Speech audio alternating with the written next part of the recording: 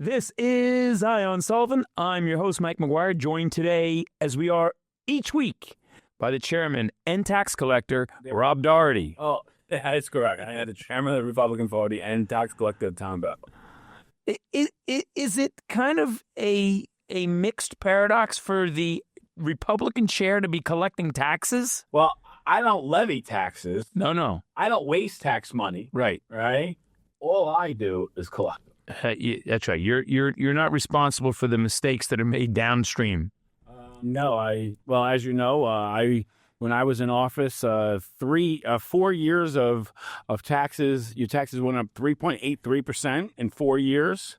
They've gone up more than that already with this crew. Right. And this crew has lied to you, flat out lied to you about your taxes. One, they're spending the money that we had left, the fund balance. And if I ever say I apologize. It was a team effort. It was a team effort. It was myself, the late great Mikey Brooks, George Conklin, Nikki Salamone, and the legislative genius of Alan Sorensen. Right. And so if I ever say I apologize. The many of the members that are on the legislature now had run on a platform that they would exceed and excel beyond what you did, and I guess they have. They've exceeded in spending money. Well, one thing is that they're lying to you. They're flat out lying to you. They did this, the original budget, I think, was 15 or 19% tax increase. They got some pushback on Facebook. They cowered in the corner and then lied to you and made these grand gesture predictions of how much sales tax they were going to collect. And they're all wrong. I mean, the Monopoly came out with a report the other day. Right. Okay. So in 2 years' time, 2 years' time, we went from the greatest financial shape this county's ever been, documented shape we've ever been in. And that's not Rob Doherty saying that. No. That was Nancy Brooks and the comptroller's office saying that. There was Nancy Buck, the controller, Nancy Buck, the auditor. We were one of three states with one of three counties. One of three counties with zero fiscal stress. Zero. Now, keep in mind, Putnam was one of those counties, and they're the 12th richest county in the United States. Yeah. Okay. So that's the company we were in. Mm-hmm. Now, we had the greatest drop in sales tax revenue in the whole state of New York, all 62 counties. Sure. We had the largest drop, and we're only one of 5 counties that have negative sales tax. So the whole state's growing. Mm-hmm. Okay. Everywhere is growing. Except for Sullivan County. Now, is that because the price of gas? Probably we're so at risk because the gasoline sales and oil sales is where on our so it's number list. three. Number three. So it's number 3. But let's remember also. Think about how much your electricity has gone up. Okay. Oh. Well, we're gonna get to that in a second. But all commercial entities pay taxes on electricity. Right. Okay. Right. You don't see it on your personal. Right. But so think about every business in the county. Mm-hmm. Okay. They pay taxes. So that should have made up the difference. Right. I got another one for you. You ready for this stat? Sure. Yeah. Okay. I'm going to give you a quick stat here. All right. So from September 23 to August 24, Mm-hmm. our taxable hotel revenue was $86,119,000. Okay. Wow. Okay. Things are good, right? Then from September 24 to August of 25. All right. Okay, the August that just passed. That's right. It's the new legislature. Okay. This is where the number gets tricky. Mm-hmm. Was $84,942,000. 84 million. 84 million, right? So Mhm. you're down 2 million. That's what it looks like on paper, right? Okay. 1.2 million. But probably not statistically significant. Okay. But it is statistically significant because on March 1st of 2025, Mm-hmm. all Airbnbs were now being able to be taxed. Now, remember, they're 53% of the hotel rooms in this county. Correct. So you added double the amount of hotel rooms, and you still dropped. Wow. Think about it. That's substantial. We are in an absolute free fall in tourism in this county. My first year in office, I wanted to check on the SCVA. We've gone over this. Okay. So they got $1.2 million in tax. Right. The year I left, And their operating budget was $1.1 million, they told us. $1.1 million, okay? Right. That's their numbers, folks. Yeah, correct. And keep in mind, they've taken $68,000 in membership fees. Right. Okay? So when they would get up there and talk about members, it was an insignificant amount of their budget. Correct. Okay? It's nothing of their budget. And should not have been a focus of their operation. And which I said the whole time. Right. So now, and then we put $1 million on the side, okay? And then we were willing to sue everyone under the sun that didn't pass our tax money, right? Our bed tax. Our bed tax. Right. And we did that. And we did that, right? We actually didn't get into a lawsuit with anyone, but the second largest player in the world paid us. Right. Okay? The third largest paid us, all the way down to the 11th largest. All the way down to them. When we got down to around 8, 9, 10, 11, they would give us, we've been expecting your call. Exactly. But early on, Expedia, there was a bit of a battle with them. They own VRBO. Correct. And they wanted no part of it. And Home and Away. At Home and Away. Correct. They wanted no part of it. So they were like, no, thank you, we're not going to pay. Yeah, we don't, their thing was, we don't own any property in your county, so why would we pay? Correct. And then they, much like another lawsuit I was involved in, we were hoping they were going to give us a case. Correct. And they did exactly what we hoped they did. They gave us the Long Island case. They gave us the Long Island case. And we were like, this is perfect. Thank you very much, because this is not that. This is not that. They explained to them that we levy the tax, and now you're not paying it. We're going to just, levy it back onto the homeowner. Well, the people that do own the properties and were renting it out was a confidential list that they had, and they said it was proprietary. So we just told them. They agreed. They agreed, and we told them that in discovery, we're going to get it. Correct. And they were bold, but then coward. And ultimately, they realized that it would be very bad for their business if all of their homeowners were tied up in tax foreclosures. Correct. Because we would have gone back, because we're a municipality, we would have gone back to the first day they ever rented. Correct. We wouldn't have to go forward. We were offering them to look only forward. Correct. Looking back, these people, some of them would have pretty substantial bills. Correct. Because part of the housing crisis in our county, not just, we're kind of unique because we're not a full-time county. Right. A lot of people are second homeowners here. That's where the growth is. And that's where the growth is. And we had a major problem here. So a lot of people bought homes here that used to be rented to people. Right. And they took them off the market for that because they can make more money, using it on the short-term rental market. Well, and you're certainly familiar with a border community to where you live is Smallwood. Correct. And I understand there's probably more than a half a dozen Airbnbs or short-term rentals just in Smallwood. Probably over 100. Yeah, over 100 just in Smallwood. So I bought, as you know, you're the attorney, I bought houses around me. Sure. That were, Smallwood homes, just so I wouldn't have neighbors. Right. I blocked people from getting close. Exactly. Because I didn't want people coming up on weekends, partying all night long. Right. And having them as my neighbor. Right. I bought the house next door to me, the house my wife grew up in. Same purpose. I bought 3 homes to block people. And now your grandchildren will grow up in in that home. So the point being is that it looks like it only dropped $1.9 million. But it dropped way more than that. Sure. Because the taxable, March 1st, you were now able to tax short-term rentals. Okay? So now...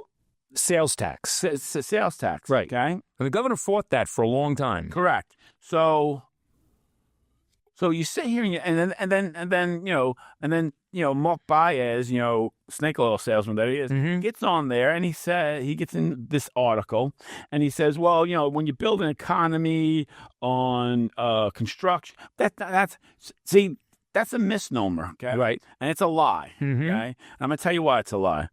There was not a day I was in office, 4 years, amazing growth. Yep. Paid down debt at $6.5 million a year. We banked $18 million a year, started all types of new services. Yep. You know, the bus system, all that was all under me and my guys. We never had construction as the number one growth. Never, not one day of my term. Okay. But now let's look at the SCVA real quick. Right. So they got $1.2 million. Okay. 2023. It doubled the following year. Okay. Right. So then they were at 2 and change. Right? In 2024. No. So in 22, right? I think it was 21. 21. They came in at 900,000. That was the budget before you. Correct. Then you negotiated, and we gave them 1.2. Correct. On their 1.1 proposal. Correct. And then I said, and then we built in steps so that if they got to a certain number, we'd give them 2. Yeah, but you were giving away nothing because, they'd never get the $2 million. Someone on their negotiating team said that flat out to me. 100%. Okay. And they achieved it the following year. Correct. Okay. So then it was achieved. I don't know that they achieved it, but it was achieved. Okay. So then the following year, we took $1 million and we put it into another fund. Right. Okay. And the fund was to create events. That was the purpose of it. Right. Much like the way John Conway and Deb Conway created, the fish event down there in the Delaware. Sure. Right. Which gets a ton of action. Okay. And it was a great job. Great. In the Chamber does the Bagel Fest. Correct. That's not like a block party. That's a big event in the summer. Well, people have to drive to it. See, that's the difference. Right. The way block parties works is you walk out your door. Right. Here you have to drive to it. Okay. So, and then you're out and then you do stuff. Right. So then last year they received over $4 million. Okay. And they're in a free fall in taxable sales. Okay. The SCVA. The SCVA. Yeah. Okay. So now the SCVA answers to the legislature. Correct. Okay. And I'm going to they're in the Economic Development Committee. Okay. So Matt McPhillips, who ran the Economic Development Committee for 22 months. Matt McPhillips, that name doesn't ring a bell. Okay. Oh, Matty Neiseg. Matty Neiseg, that's the guy. Right, okay. The guy who lives in a gated community. Right. Meanwhile, on his literature, he said, me and my wife can't find a place to live. But meanwhile, they had already bought the property, already put the plan. Well, they needed low-income housing, too. Yeah. They live in a gated community in the Highlands in Bethel. Let's take it easy here, okay? So, he went 15 months out of 22 months without putting up a single resolution. Not one resolution in the committee, okay? Meanwhile, your hotel industry is bottoming out, okay? You lost, okay? I know it looks like it only went down 1.2 million, but from March 1st on, from all of March, all of April, all of May, June, July, and August, 6 months of that time, 53% more was able to be taxed. Well, and you went down anyway. What you got was your taxable inventory more than doubled. Correct. It more than doubled, and yet it went down. And yet your net revenue went down. And not one resolution went up with to say what's going on here, guys. Right. Okay. Now and the question is, were they tracking that March, April, May? Tracking it. Right. Do you think they were tracking it? I know George Conklin was around. They would have been being tracked. If I was there, you've been being tracked. I mean, do they even know where the treasurer's office is? Can't answer that. So when Nancy Buck, before she gives a heartfelt goodbye speech, right? First thing she says is, I disagree with this budget. So now imagine being an employee somewhere, 25 years, right? And you're about to cry, right? You know, the beloved Nancy Buck is about to get up there and say goodbye. This is one who literally gave a kidney for that office. Correct. Literally gave a kidney. Correct. And then there was many complications. And nearly died. Nearly died because of it. Gets up there, and before she starts her, heartfelt speech and does, her swan song, okay, her first reaction is, this budget's a lie. This is a joke, okay? And you guys are lying to the people, right? Mm-hmm. That's what she, in some substance, says. So their inventory doubles. Right. And their sales still go down. Their taxable sales still go down. And now, not one resolution in economic development calls the SCBA on the carpet and says, what are we doing? Right. What's going on here? Oh, but they're experts. They know what they're doing. You got to leave them alone. Got to let them do it. Alone. Yeah. So let's see. So I got a lot of guff Mm-hmm. for questioning what they were doing. Right. Rick Landers openly went after me. Correct. Okay? Correct. Told a friend of ours, we got what we wanted when I lost the election. Correct. Okay? And I'm not bad-mouthing. I'm saying facts. Right. Okay? And you're happy now. You're the tax collector. I could not be happy. You know why? Because the 4 years before me, Mm-hmm. they overspent their revenues every year. Mm-hmm. Okay? They broke the tax cap once. Mm-hmm. Okay? 2 years after me, okay, they are in a financial free fall. Mm-hmm. They're running out of money quick. They will be issuing TANs either at the end of this year or at the middle of next year. Mm-hmm. Okay? That's a tax interventionary note, okay, where you're saying we're going to be collecting taxes shortly and we want the money now. Right. And the government says, the bond company says, sure, for a fee, we could do that. Right. Instead of being able to bank money and make 5% on it, Mm-hmm. like we were doing, Right. these guys are emptying the coffers. Right. Tax anticipation note means that the taxes come into the county pretty much February, March, really more April once the towns get it and pay. And so you would take short-term loans to get through January, February, March. Correct. 90-day notes, but the interest rate is high on that. Correct. And you're not getting any interest on the money that's in the bank. Correct. So it's the county is losing twice. Correct. So, which was not part of our plan. It was not part of your plan. So again, the 4 years before me, Mm-hmm. they overspend their revenues every year. Mm-hmm. When I came in, there was a $14 million fund balance, okay? When I left, it was over $87 million, Mm-hmm. okay?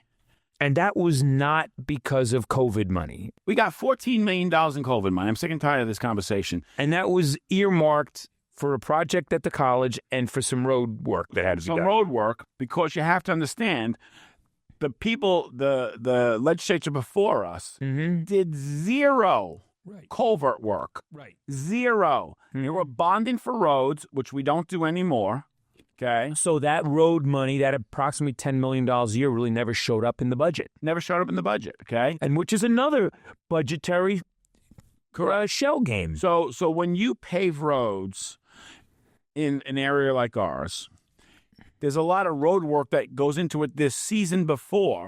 Right? To make sure that the road, you can just get out there and pave mile after mile after mile. Right. You can't just run pavement over a road where the culvert is bad or there's some erosion underneath. Right. So Public Works has to select in 2025-6 what they're going to be paving in 27. Correct. And that's the work they're doing all through the spring, summer, and fall to get it ready so that in 27, that's the roads that get paved. Correct. You can't just throw pavement down. Correct.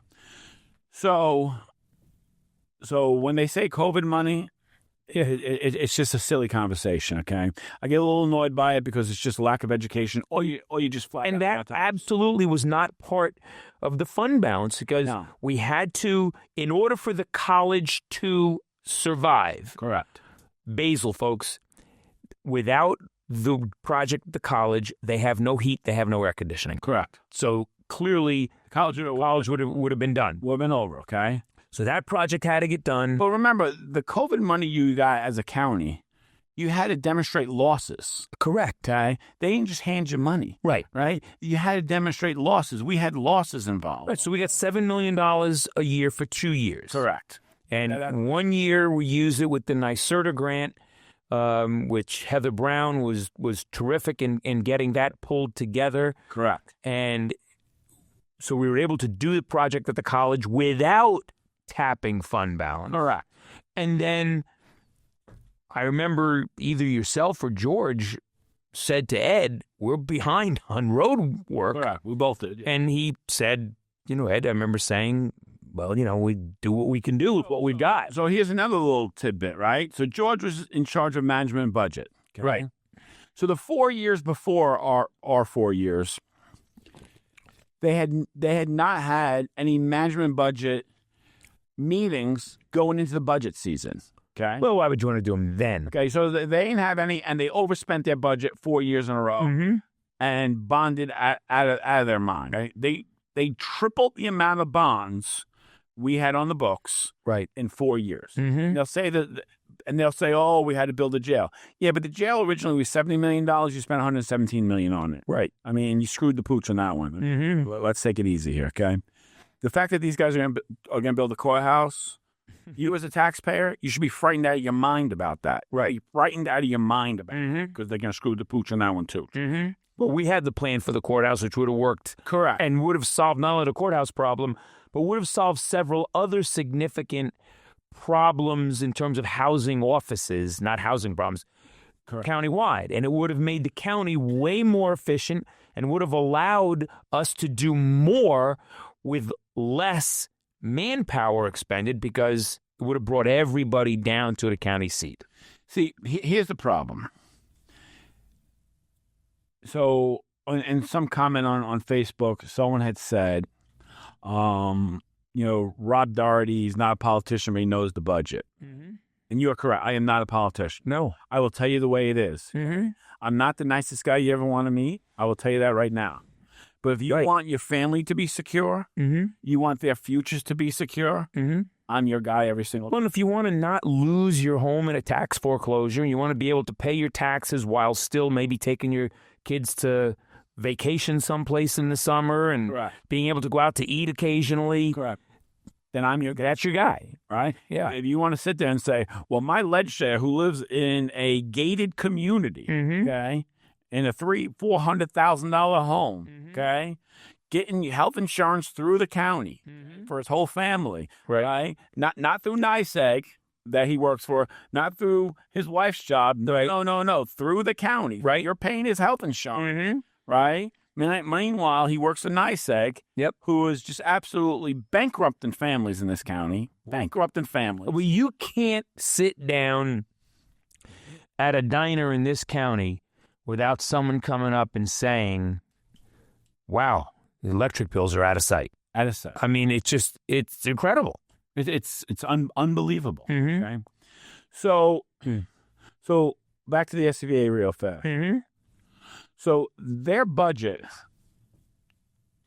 their spending allowance has gone up 3 times, okay, in 5 years. And their sales have dropped precipitously, okay? Well, it's gone up almost 400%. Okay? And nobody's called them out on the carpet saying, what are we doing here, folks? Yeah. What are we doing? Okay? Then meanwhile, the pilot up at Bethel Woods is up, okay? Mm-hmm.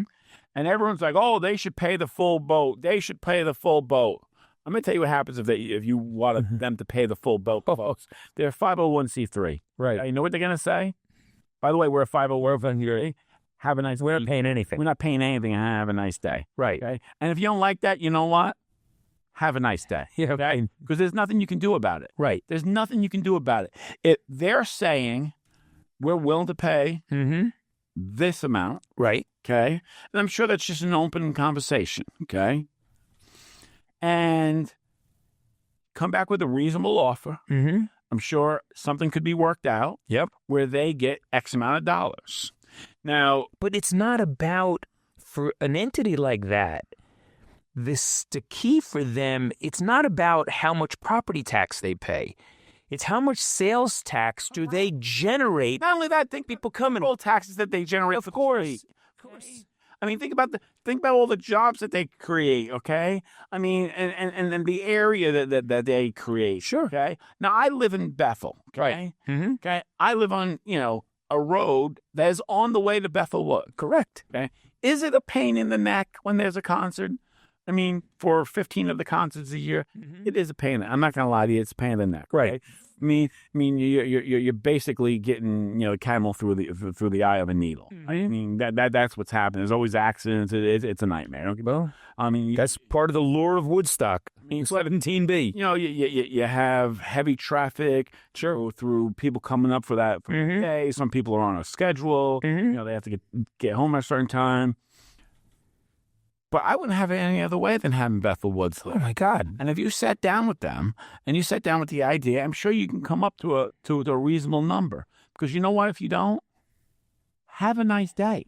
Yeah, well, think of because remember now they've got the campground, and so now people are coming for a concert and staying for a day or two. Some of the parts of the campground are actually paying bed tax. Correct.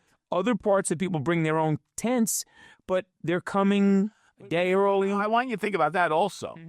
We've added all those beds. Right. Okay? Right. And there's hundreds of them. Oh, yeah. Hundreds of tents there. Yep. Okay? And we're still falling in taxable sales. Yeah. Think about that for a second. I want you to think about that. Yeah. This is how bad it is. This is not a joke. This is not, it's like sound the alarm time, folks. We're off the rails. And maybe I was not, maybe I didn't deliver the message as kindly as I could. And maybe people said, Rob's a little, abrasive. But I was telling you the truth. Always. Right? Yep. These people are lying to you. They're flat out lying to you, and they are going to ruin your family's financial future. Trust me when I tell you. All right, so let's shift gears just for a second. Yeah. Stay basically in the same lane. So the way we got this year's budget from 9% increase. Well, it was like 15 at first. 15 to 9, ultimately to 2. Correct. Was by creating what you're describing as unrealistic revenue predictions. That's correct. Okay. And I didn't say that, by the way. Nadia Reich said it. Nancy Buck said it. Right. Anyone involved said that these are lofty goals. Well, which is a nice way to say it. It's not going to happen. Right. I mean, it's not. It's okay. It's a lofty goal if your cleanup hitter hits 200 home runs and bats 800 with 75 stolen bases, you'll have a good year. Yeah, but that's not a lofty goal. It's just it's unheard of. It's unheard of. So it's probably fairly likely that we will have to overspend our revenues again. Oh, once again, correct. So, and we've got a number of union contracts that are coming due this year. I mean, some of them are up already. I think they settled 3 of them so far. Okay.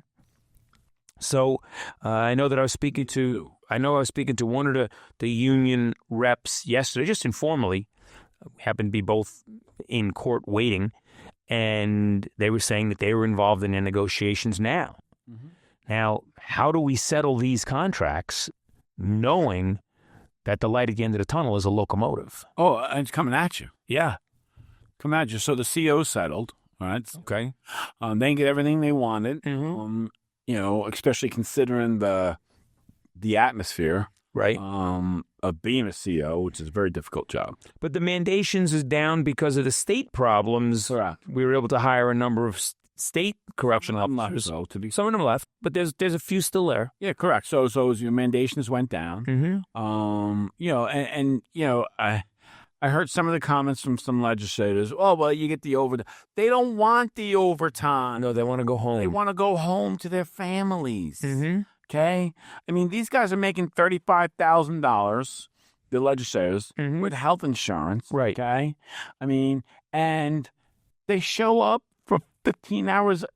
I'm being kind when I say that. 12 hours a month. Right. Okay? One shift in the jail a month. Correct. And they want to go home. Right. I mean, it's a hard job. It's hard. It's tough. You're not dealing with people that you normally deal with. And I mean, if you were in the middle, if you were walking on a main street in this town, this county, and one of the people that are in there now, because remember, with bail reform, you only have the hardest of the hard in there, okay? The worst of the worst. Right?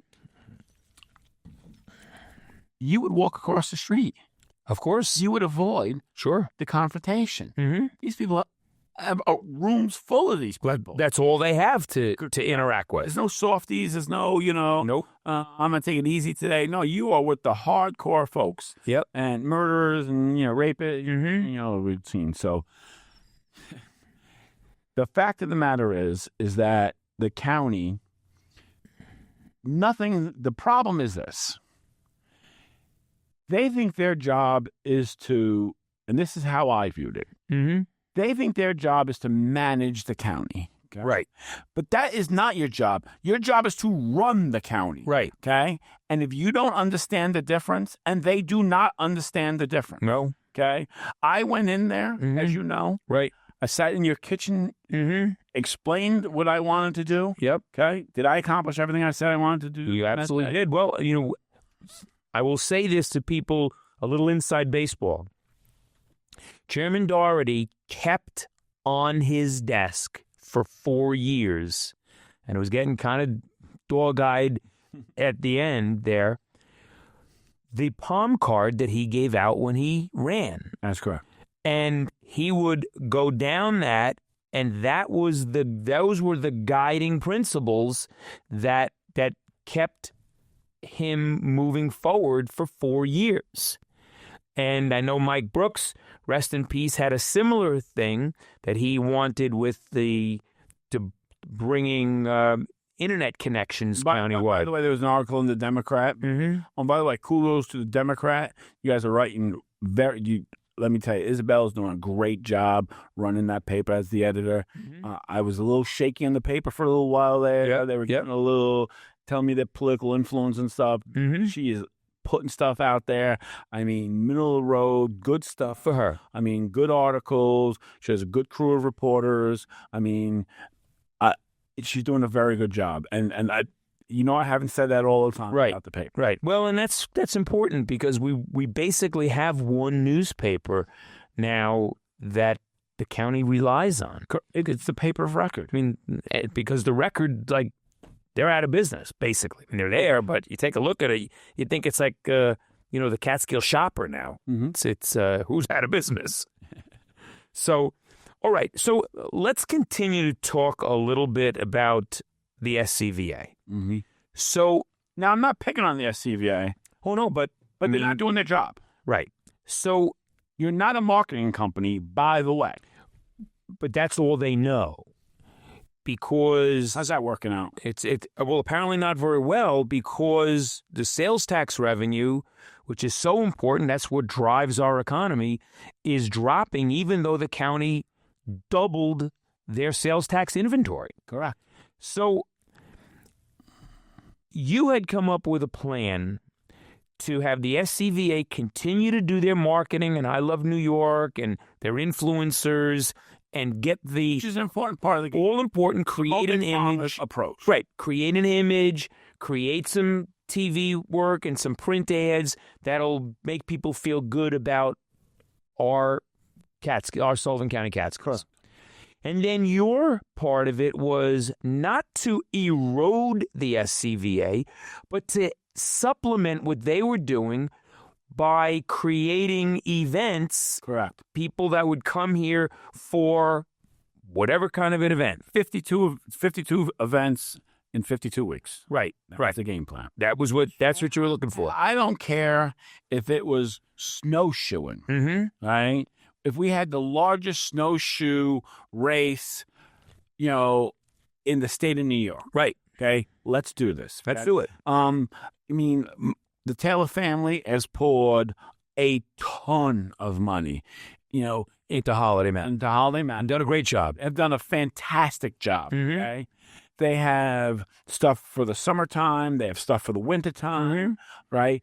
Why aren't we, having races there? Sure. I told you, so when I went away, I went to Newport, Rhode Island.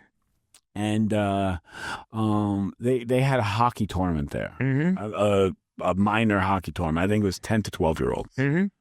There were 70 teams on the island of Newport. Okay? You couldn't go anywhere without them. Right. Okay? Unless you ate at, high-end restaurants. you basically saw the kids. You were there with the hockey players. Right? And when we first walked into the hotel, we walk in and there's little girls screaming, running down the hall. Yeah, I mean, you've been in these halls before. I have 3 sons. I've been in them. And so the point being is that the kid doesn't go alone. No. Mom and dad goes. The sister goes. She's not going by herself. She's going to bring her friend with her. Sure. We can't do all this in one room. Let's get 2 rooms. I mean, that's how it goes. That's how it goes. I mean, and then next thing you know, the resort is packed. And every hotel there, every restaurant was packed. We had went to the SCVA at college. Yep. I had a friend who ran soccer tournaments. Right. Okay. And believe it or not, 10-year-olds do not use the whole soccer field. Okay. Shocking. Right. So you get 3, I believe it was 3. 3, because they go across. Correct. They use the width as the length. Correct. So you can get 3 youth fields on a traditional field. Correct. And he said he can get 100 teams here. Right. He can get them in the spring, can get them in the summer, and then in the fall. Okay. We went to the college, went to the SCVA. No, thank you. We're not interested. We're not interested. Right. Okay? Meanwhile, they let the premier wrestling tournament in the country. Yeah, it was pretty annoying to have all those wrestlers here. Walk out the door, okay? Right. Okay. By the way, how were hotel sales that week, okay? Yeah. I mean, I remember going out to eat, the night, the first night. The Friday night. You couldn't get a seat in a restaurant anywhere. And I knew a lot of the kids because, my kids wrestled in Somers. Right. So we knew a lot of the kids and we knew a lot of the top kids. Or you couldn't get a seat because what would happen, folks, for those that aren't familiar with wrestling, you come in on Friday night and weigh in. Correct. And wrestlers, in a healthy way, sometimes not so healthy. If you're on Long Island, not too healthy. Right. You will cut weight all day, Thursday and Friday, to get your weigh in so that you can get as in as low a weight class as you can. Correct. And then by the time you get on the mat, correct, you're 7-8 pounds. You're 7-8 pounds higher because you've filled up your body, and they'll dehydrate themselves. They'll spit in the cup. They'll run and get that water out of them. Pee, poo, the whole deal. What do we do as soon as we weigh in? We go eat. Where we gonna go eat? That's the first question, because that's it. They're weighed in for the weekend now. Correct. Yeah. Correct. I mean, I've been to a lot of tournaments. Yep. And the first question is, where we gonna go eat? Right. That's the first question. Right. So, and the family goes out to eat. That's what they do. The daughter, everyone goes out to eat. The mom, dad, everyone goes out to eat. Yep. Okay? It's very seldom that doesn't work out that way. They lost that, right? Right. We offered them that. We then had, we had brought in a gentleman that you knew. Right. And we wanted to do a motorcycle tour of Sullivan County. Right. No, that won't work. Yeah, we're not interested in that. Oh, 2 years ago, they started doing a bicycle race, doing exactly that. Right. Exactly that. And we said bicycles another weekend. That's terrific. Correct. They're like, no, that would never work here, blah, blah, blah. Right. And then what happened? 3 years after that, we have the bicycle. We have the bicycle. Okay. I mean, we got turned down all the time on events. Mm-hmm. That's how you generate sales tax revenue. That's how you're sure to fill up. It's a guarantee. I tell people this all the time. Cooperstown, New York. Most people have heard of it. The number one tourist attraction in Cooperstown, New York, the Hall of Fame, is not the Baseball Hall of Fame. Nope. It is Field of Dreams.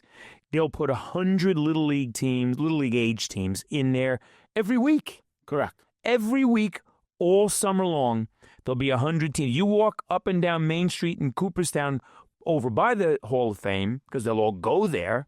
And it's all grandmas and kids and parents and brothers and sisters' friends, because they don't want to go with a 10-year-old alone. They're 14. They want to bring their friend. That's what's up there. It's all summer. It's the best of times. The best of times. It's exactly the best of times. And that was the concept, because you're not doing an ad campaign and then a year later assessing was it good or not. You're putting an event out there, and a week or two later, the county is full. Correct. That's instantly. Correct. Instantly. Correct.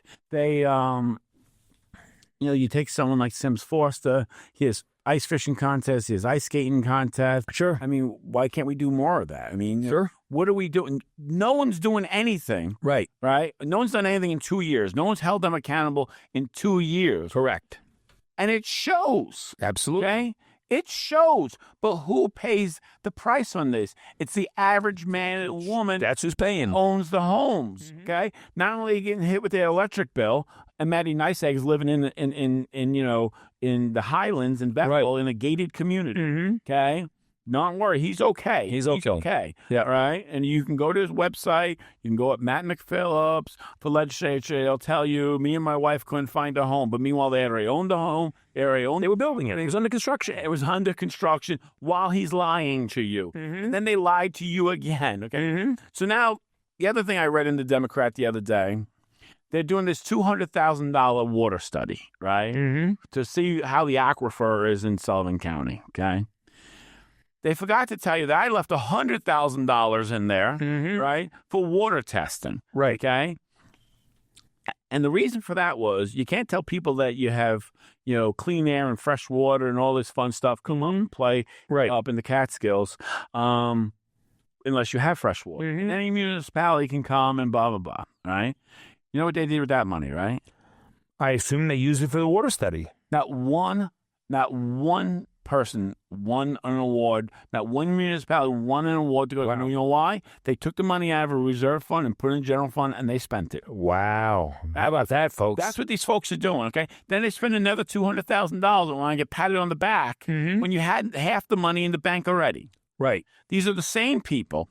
When I put $2 million, when I say me, it's me, George, Mike. Right. Your group, your team. Right? We put $2 million into an affordable housing fund. Right. Okay? All right? They all ran on affordable housing. They all tried to get this homeless shelter going, all this other stuff. They even couldn't figure that one out, and they didn't get that done. Well, thank God. Well, thank God, but that's not the point. The point is they have gotten nothing done but have spent tens of millions of dollars. Right. Tens of millions of dollars are gone with nothing to show for it. Nothing at all. Okay? I'm going to get into some other numbers in a second. So then, to show you how bad it is, so we put the $2 million into the account, okay? And the goal was if RUPCO came to us, and we all know how these things work, okay? Someone comes, and they're a big player, and they say, this is a $20 million project.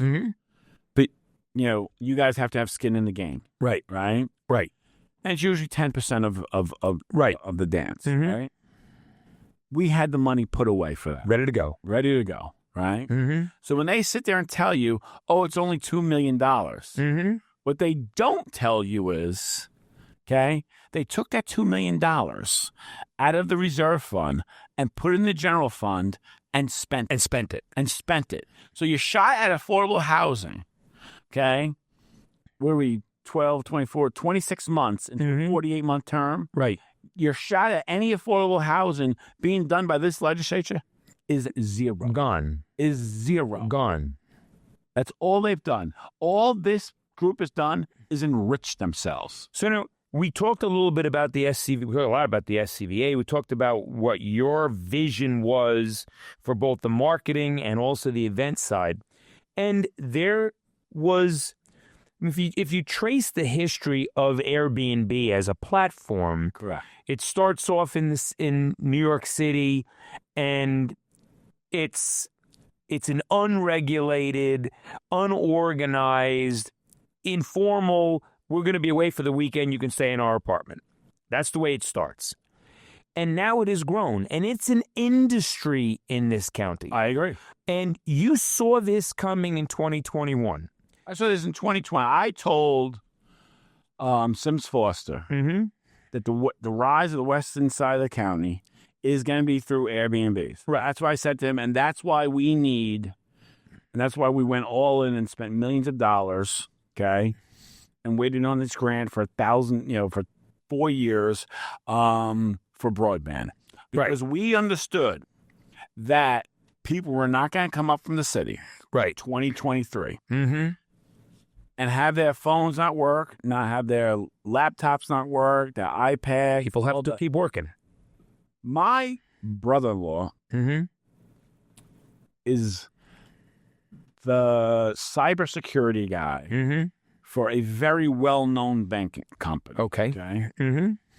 They did not have cable on their road. They did not have Spectrum on their He paid $35,000. Well, his company paid $35,000 for Spectrum to put in Wi-Fi on his router because he cannot go a second without it. Right. Not a second can. So I want people to understand how problems are solved. Identifying problems is not that hard. It's really not that. Solving them is difficult. Right. That's on fire. Right. That's pretty simple. That's pretty simple. Solving it and growing from it was what you really were so skilled at.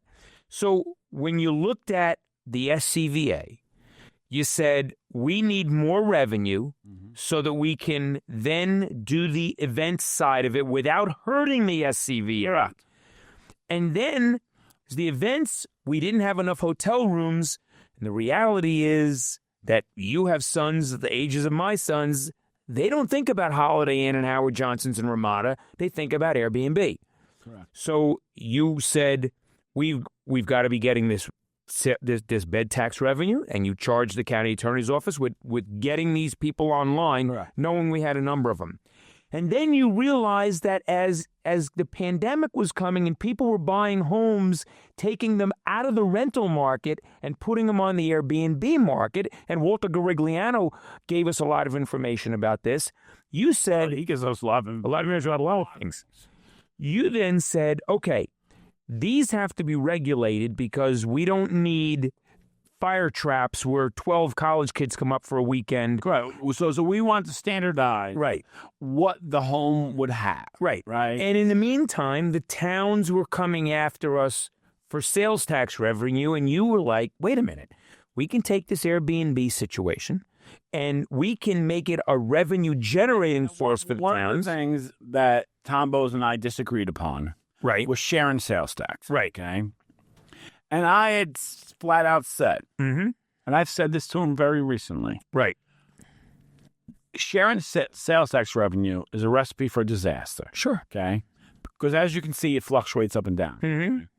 But there are other revenues. That we will be more than happy to share with and even facilitate you getting. So you had the concept of, okay, we need to start to regulate these short-term rentals. Correct. We've got to have these places be safe. They've got to be registered with the treasurer so that we know that everybody is paying. And they have to be safe. And so the water has to be safe. The septic has to be safe. The windows, you have to have the occupancy, fire extinguishers, all the fire pits outside. The big issues that everyone overlooked for a long time was garbage pickup. Sure. Okay. And that would create, because a lot of people were throwing them into, local gas stations, just leaving it, and bears were ripping it to shreds. That whole deal. People didn't understand how garbage worked up here. Right? Like garbage goes out on this day, not this day. Otherwise, the bears have it all over the place. And you breed animals come and raccoons come. You know the rest of the story. But my point was, we have to look at this as just like a hotel. Okay. And what are the regulations that they have to go through? These should go to on a smaller scale. Okay. And your concept was, don't worry about the sales tax revenue. We're going to create a revenue source, particularly for the western part of the county, where you were saying $800 to $1,000 a year they'll pay as a registration fee to the municipality. And then they'll pay a couple $100 a year to the fire company so that the fire departments are getting a little bit more revenue, and they'll do fire inspections. And then the key was, out of the increased bed tax, the county was going to hire inspectors so that the county would pay the inspectors to go out and inspect these places, and the towns would get all the revenue. What happened with that? So we went to a meeting. So listen carefully. Okay, so we went to a meeting, to a supervisor's meeting. I believe there was 11 supervisors in the room. It was in the town of Thompson. It was in the town of Thompson. They have them once a month on a Wednesday. Mm-hmm. And we went, and they let me present. Mm-hmm. Okay. And I was told, you're out of your mind. Mm-hmm. Okay? But keep in mind, there were certain people in the room that were like, when do we start this? We needed every township to pass the same local law. Correct. That the county attorney's office was going to draft so that everybody was uniform. So it was a uniform law. Right. And then the monies would be distributed evenly. Okay. Right. Right. So, but 90% of the Airbnbs are on the western side of the county. Of course. Okay. Bethel is like something like 300 of them. Mm-hmm. Okay? And as you towards the river and towards the country, Mm-hmm. That's where people want to be. Right. Right? Right. If they want to stay in a hotel and have all the amenities, they could stay in downtown, Thompson. To do that. Sure. Right? They can go to the casino. They can go to, the other hotel. And Thompson is getting that revenue. Okay? And they're getting that revenue, okay? And I said, if we do the Airbnb revenue, okay? And I forgot what the number was at the time, okay? But it was in the thousands. Mm-hmm. And 90% of them were past the light in Bethel. They're Correct. past the corner in Bethel. Correct. West of the corner in Bethel. Correct. And we said, we'll pay for the inspections. Right. Okay? All we're asking for is out of this money is that the salaries of the 2 inspectors that we're going to hire, Mm-hmm. okay, get paid. Right. Not the car, not the insurance, At the office. not the office, none of that, Mm-hmm. just the salaries. Mm-hmm. Okay? And they were going to be full-time because most towns, especially on the western side, do not have the personnel to go start inspecting these places. Right. Okay? And I was practically left out of the room. So we were practically thrown out. Yeah. Like, that's insane. Bill Heber said it's a good idea. Try to explain that to his colleagues. Correct. But I remember Mamakating, they were like, well, we only want to allow people to use their Airbnb 3 months out of the year. Correct. Okay, well, there's a constitution that says you're not allowed to do that. Correct. And you try to explain restraint of trade and all this other stuff. They didn't want to hear it. Nope. Now I understand there's a lot of western towns that don't want growth. Okay? Right. And we understand that. Right. And we appreciate that, okay? And we don't want, like, on the backside of Bethel into Calhoun, into Coshocton, into Delaware. Right. We don't want massive growth there either. But this was going to create revenue without a whole lot of additional growth. Correct. I mean, the houses are there. Correct. What you can do is you're going to draw revenue from what's already there. Correct. Okay? And so that's what I proposed. I got proposed it. Yep. And basically told, Yeah. no, thank you. Yeah. And I was like, you guys are insane. Right. Okay? So if you had, just do quick math. If you had 3,000 of these things, okay, paying At $1,000 a year, $1,000, which they're renting these places for a couple of $1,000s a weekend, so nobody would not have paid $1,000 a year for a license. So one of the things I wanted to do was a 3-tier system. Right. Okay? So you had there was like $1,500 for people who use the home primarily for short-term rentals, right? Mm-hmm. So then you had, let's jump to one. Mhm. So then you had the one, Mm-hmm. the couple who rents it out and basically pays their taxes with, Mhm. right? Right. We're not looking to hurt those folks, right? We're not looking to hurt them. We understand it's it's like taking in a border, basically, Mm-hmm. right? Right. And we understood that, and they were going to pay like $150, $200. It was going to be a very small fee, Mm-hmm. right? And then you have the people, and this is the largest model there is, Right. And these were the $1,000 people, Right. okay? So you have someone that lives on DeKalb Avenue in Brooklyn, New York, Mm-hmm. right? And they say to their significant other, let's buy a home in the Catskills. Mm-hmm. And the person says, honey, we really can't afford it. We're paying $4,000 a month for our little apartment here in Brooklyn. No. Listen, what you do is you have the house. And so let's say you bought the house for $250,000. Mm-hmm. Okay. Mm-hmm. And you have the $250,000 home and you put down your 10%. And now you have $230,000 mortgage. Mm-hmm. So it's about $1,800 a month, right? Right. They rent their homes out Mm-hmm. 20 to 25 weeks out of the year. Sure. Okay? Mm-hmm. They pay for the home, the upkeep of the home, and their apartment in Brooklyn. Right. Okay? Okay? They can afford the $1,000. Okay? And that was the model that we were trying to sell. Right. Okay? Right. Because we really didn't want the full-time rentals. Because Right. there were issues involved. Right. So we wanted the part-time rentals, Mm-hmm. right? That 26 weeks out of the year, they use the home and they generate revenue. Now, keep in mind, people are coming up here and now they're going out to eat or they're going to the grocery stores. They're buying fuel. They're buying fuel. And now the homeowner is competing with other homeowners for people to come to their homes. So they're putting new kitchens, they're putting new bathrooms, new showers. They're making sure everything works properly. The driveways are nicer. The gardens are nicer. Everything's nicer. Right. And they're doing that. And they're generating other sales tax. And they're generating other work. They're making sure the lawn's cut all the time. I can't get up there this week. Oh, let's call Willie. Willie will lawn for us. They're creating more work. Right. And that was the goal. It's an industry. That's what you get. We were trying to build an industry. Yep. And they told us no. And where are they today? They're nowhere. They're nowhere. They're under a financial freefall. Right. And I understand that the legislative chairman and the treasurer are starting to approach different townships. But the only way this works is if every town passes the same law. Correct. It's the only way it works.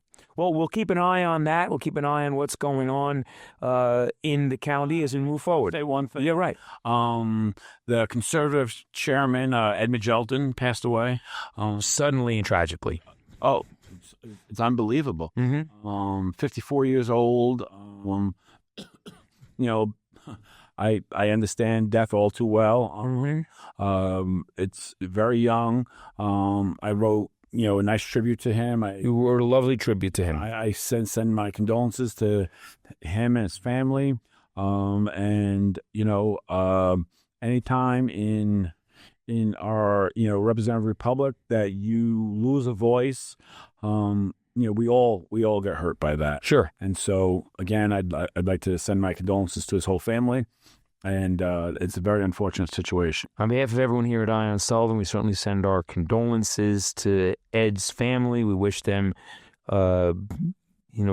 peace in this very difficult time. And I know that there'll be a void in the Conservative Party, and we'll talk more about that in the weeks ahead. Right now, it's a time for reflection on the good work that Ed did. So, on behalf of the chairman, Rob Daugherty, this is Mike McGuire, thanking you again for joining us for this episode of Eye on Sullivan. If you have a comment for us, you want to be sure to leave us a comment. Here, if you want to share the link and the whole link so that other people, we can expand the reach of Eye on Sullivan, would be absolutely terrific. And we want you to subscribe. You want to subscribe to Eye on Sullivan so that when we go on the air with a new episode, it comes right to your phone, comes right to your computer, so that you can keep track of what's going on, and you too can keep an eye on Sullivan.